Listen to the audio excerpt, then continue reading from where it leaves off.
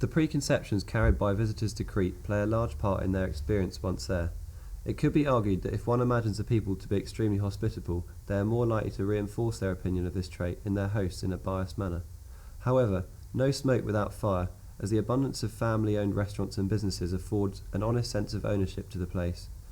Visitors feel welcome because they are faced with a proprietor whose connections with the place runs deep. Whilst in Sfakion, it feels as though one borrows from the community during their stay, Lutro merely offers a scenic and well-kept destination to eat or stay. This is because Lutro is largely a tourist area with very few residents, and perhaps also because the competition between businesses detracts from the community feel. However, the most important explanation for this depth of culture in Sfakion is that it has been home to the generations of the same families. This feeling is intensified by religion, as we will now explore. The relationship of residents to religion is much more prominent in the landscape of Sfakion. There are over 5 operating churches. However, Lutro has a more spiritual atmosphere, becoming an attraction of sorts to a more alternative scene in recent years. This was the Easter parade in Sfakia. There was also large celebrations on the 31st for Easter, and this included midnight mass and a bonfire.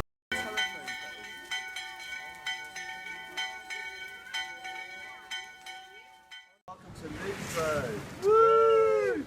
I'm going to talk a bit about the landscape first of all. I don't know if you can see, but there is a bit less beach here than either Sfakia or Franco Costello. And it is definitely cleaner water. We've had a test and we've confirmed that. Looking around, there's quite high mountains surrounding this place, so there's less room for expansion.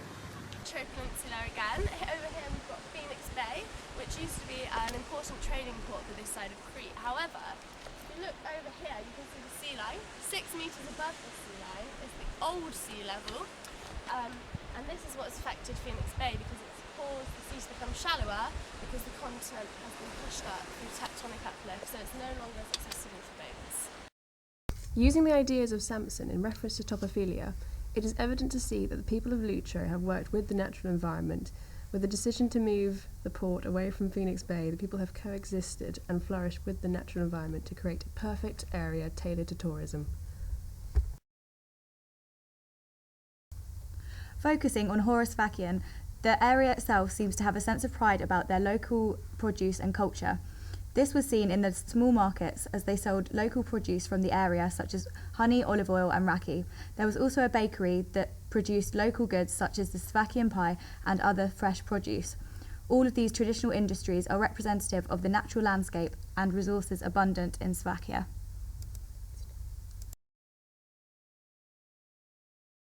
Here we have a fenced off area from the goats.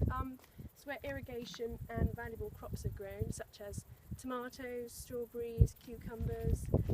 So the area around here isn't fenced off and it's quite kind of sparsely vegetated as the goats eat most things.